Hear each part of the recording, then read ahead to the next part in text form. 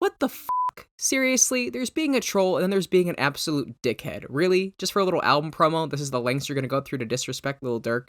Really? Hello everybody, welcome back to the Music Gauntlet channel. I hope you all are having a wonderful day so far. Thank you for blessing me with your time on this beautiful evening, and today we are going to be talking about the latest album from 6ix9ine called TattletTales. Man, Tekashi 6ix9ine, where to start with this guy? There's so much ground to cover about his career and lifetime, yet at the same time this man needs no introduction. The New York rapper known for his shouting cadence was bubbling on the scene in 2017 but wouldn't make his waves truly until the following year. The song that put him on the scene, and the song that pretty much everybody recognizes him for, is indeed his song Gummo. The song was extremely abrasive due to its representation of gang culture attached to 6ix9ine's style of rapping that was extremely in your face. And it had people wondering, who is this dude? Who is this dude that is basically just screaming his brains out into the microphone over these hard trap beats? And Tekashi was quick to capitalize on that. He knew he had some buzz blowing up and he had an interesting persona, and you already know the story from there. 6ix9ine basically capitalized off of him being a troll. He gave no f***s and was basically disrespectful to anybody that stepped in his way from becoming one of the hottest rappers in the game that year. Yo, I don't know how more disrespectful can I get. YG, suck my f***ing dick, stupid. He was a spectacle. He was something everybody had their eyes on and couldn't keep their eyes off of. And he ended up gaining so much traction that later that year he would release his Dummy Boy album with features from Kanye West and Nicki Minaj. Nicki Minaj, who is actually now one of his better friends and has appeared on multiple songs by him. But things weren't all sunshine, lollipops, and rainbows for Tekashi, as later that year, right at the tail end, I believe a week before he was going to release Dummy Boy, he was arrested and actually faced 47 years in federal prison due to his association with the 9 Trey Bloods. And it wasn't just association, he was also charged with racketeering, narcotics trafficking, and a bunch of other things. Not a whole bunch, but a few others. The surprise wasn't that Tekashi was a part of the 9 Trey gang. I mean, he was posted up with them almost all the time, and it was very clear through pictures and videos that he was associated with that gang. No, the surprise was that nobody expected Tekashi to completely rat on the gang and do a 180, completely exposing everybody and getting himself off the hook in the process, but becoming an absolute snitch. What the public misconstrued is that 6ix9ine worked his way up in this gang to the highest rank and he was the highest representative for them, but in reality he was just their poster child. He was somebody they picked up off the street, just decided that he was going to be the face of them to get them more credibility and get them more exposure, and it actually ended up backfiring on them because their poster child, the child that didn't actually grow up with those street codes, now doesn't have those street codes when he's in court, and doesn't mind snitching because he knows he can make $1 million once he's out.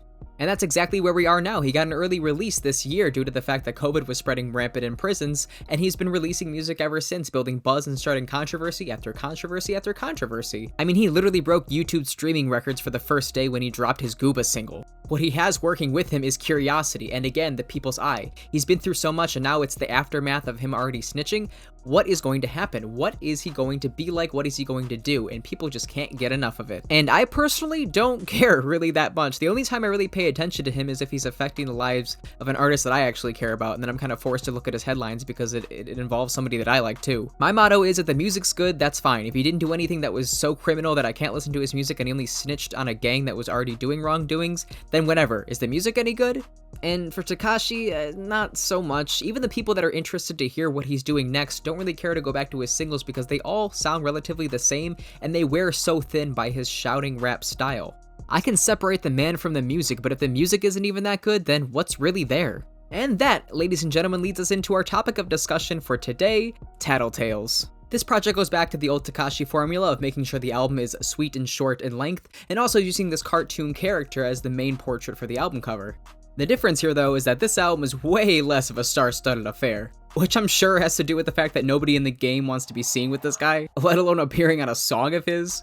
And that, I would say, is one of the biggest problems with this album, because at least on Dummy Boy there were some decent features now and again to distract you from the fact that Tekashi 6ix9ine was supposed to be the main focus of the project. But with the two biggest stars being Akon and Nicki Minaj, and with the lesser known artists on this project not being able to come anywhere close to you, you are the main focus for this project. No goofy Kanye West verses to distract the fact that you're just an average MC. And I know people go to Tekashi for the theatrics and not the lyrics, but when he has lyrics like these and he's saying these with the utmost sincerity, you can't help but chuckle as they stand out so painfully like a sore thumb.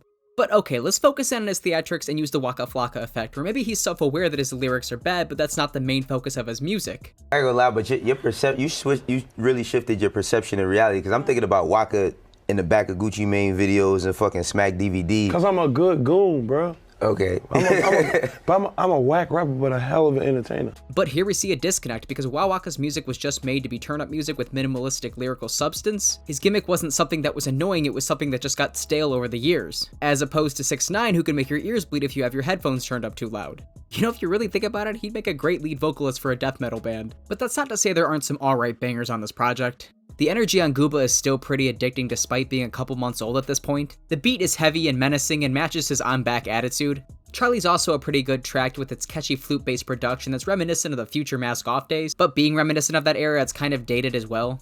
Tekashi is actually pretty charismatic on the song, and the featured artist Smiles does pretty well. I like that one line towards the end where he's talking about, if she wants to see my bread, then I'm gonna Danny Phantom go ghost.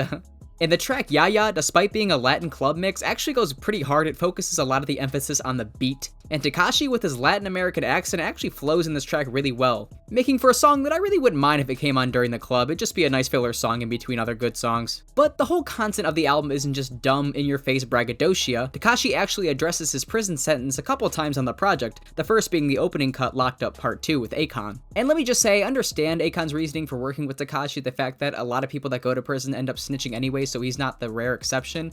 But it doesn't excuse the fact that Tekashi's done a lot of shitty things like the intro to this video. So just because he was a snitch doesn't mean he's still not a shitty human being in general. I don't understand why you'd want to work with him and associate yourself with him. But I guess Nicki Minaj and Akon differ. The point is, Tekashi rides Akon's original Locked Up beat, the whole structure of the production and everything, to give his version of what it's like being inside the cell, missing your family, and kind of owing it to your fans to come out even harder than ever. And I do understand some of his points, but it comes off a lot more like a pity party, and the fact that he brings his daughter in the whole mix, like, I have a daughter at home I need to care for, it's kind of just like, why are you using your daughter as a deflective shield? Like, we understand that you're pretty a selfish person in general, why are you trying to use your daughter to make us feel bad for you and pity you? He does this on the tail end too with the song GTL, the song sounding like it's a prison recording through the phone, which ends up being one of my favorite songs in the tracklist because of the execution of the concept. I like the idea that it's like he's behind bars calling in and this is his verse from behind bars. Kind of comes full circle because of that Bobby Shmurda verse. But it doesn't go anywhere, there's no direction beyond that. It's a cool idea and the way he executed it was cool, but he doesn't do anything with the idea to make it more engaging. It just comes off like an average song, yet again in the tracklist. And at the end of the day, this album's most offensive aspect is that it's forgettable, not inherently bad. His last album was at least dynamic and unconventional, but here it's like he's struggling to find and sit in any lane comfortably. There's times when he's somewhat experimenting with a sound somewhat like he did on the last project, but then it just sounds like he's trying to redo what he did on the last project. Here, he doesn't necessarily have the room to be all wacky and crazy because he has to be the main focus of the album. He has to be able to entertain you for the whole 31 minutes that this album runs for, and despite that being a short runtime, he still barely makes that even happen. This music is really only music I can see people that wear Supreme gear all the time listening to on a daily basis. And that's just because Tekashi is part of the zeitgeist. It is no other reason, because Lord knows they don't actually enjoy this stuff. It's one pop adrenaline music that you hear a couple times and then it gets so old that you don't want to hear it any other time unless you're at a popular location with a bunch of other people that you know are going to gravitate towards it and be like, yo, is that the new 6ix9ine? Turn that shit up, bro. Let's pop some Xannies. I guess that's a little stereotyping, but that's how I see people listening to this music. When this album trips up, it falls flat on its face, and I'm talking about songs like Nini that have these awful high-pitched backing vocals that just sound terrible. Punani sounds like what the current Black Eyed Peas are doing, and no, that is not a compliment. And I don't know what Akon and Tekashi were trying to accomplish with the song Leah, but that song just straight sucks. It's a horrible hybrid of what Akon was doing back in the early 2000s with Tekashi's current sound, and the hybrid is just, you need to put that thing down. You need to point the shotgun at it and just say goodnight. And as much as I was expecting Gata with DJ Academics, aka Lil Ac, to be terrible, it was just actually worse than that. Painfully boring. Alright, I guess I can end this review here. There isn't really much else to say other than the fact that I don't really know where Tekashi goes from here. The whole anticipation for this album was built around the idea of him being fresh out of prison and snitching on everybody and being the rat of the industry. But once that hype dies down and he keeps relying off of controversies, I'm afraid to say he's either going to end up dead or just completely forgettable. Because he can't rely on these antics forever to stay mainstream. I mean, how long can he be doing this for until something unfortunate happens? I wish him the best, and I don't wish death on anybody. I just hope he's being safe out there and knows his limits, even though for the most part it doesn't seem like he really does. That being said, this album overall is passable. It's fine, it did its purpose, and it served Tekashi well, and it's probably going to do him big numbers. But that's a very dangerous place to be, because if you're making music that's repetitive of itself and it's not that interesting, then you're going to lose your fan base engagement a lot quicker, and it's going to mean you have to rely on antics a lot more. Now this is the part of the video where I rank this album amongst Tekashi's albums, and I would have to say say that Dummy Boy is still my favorite project by his. It's a lot more short, concise, and has more dynamic moments that are interesting to listen to, even though I don't really go back to the album at all. His second best is probably TattletTales now, only because I hate Day 69. I think that album is pretty trash. If you saw my worst albums list from 2018, you'd know that. Overall, this man has never made an album or a project that I really enjoyed or have ever gone back to after my initial listens of them. I'm hoping in the future he's willing to experiment more with his music, not saying it needs to be like the next Death Grips or something like that, but just to do something that's a little bit different and it's going to actually capture your fans' ears instead of just relying on controversy all the time. For my top 5 songs in the project, I will go with Gooba, Charlie, Trolls, just because of Nicki Minaj. I didn't really talk about her much this review, but she had the better part of that song. Ya, and we'll go GTL. And that is gonna do it for this video. Thank you guys so much for watching all the way into the end. If you did, that means the world to me. I really appreciate it. I've got more reviews and discussions coming down the pipe, and I appreciate any of you guys that are hanging in there with me. Let me know in the comments section if you guys like this album more than me, if you liked it less than me. You can also follow me on Instagram and Twitter and at me there, and I can discuss it with you there too. I'm all about opinions, and of course this was my opinion as well, so let's talk about it. Again, thank you guys so much for watching, and I'll see you in the next one.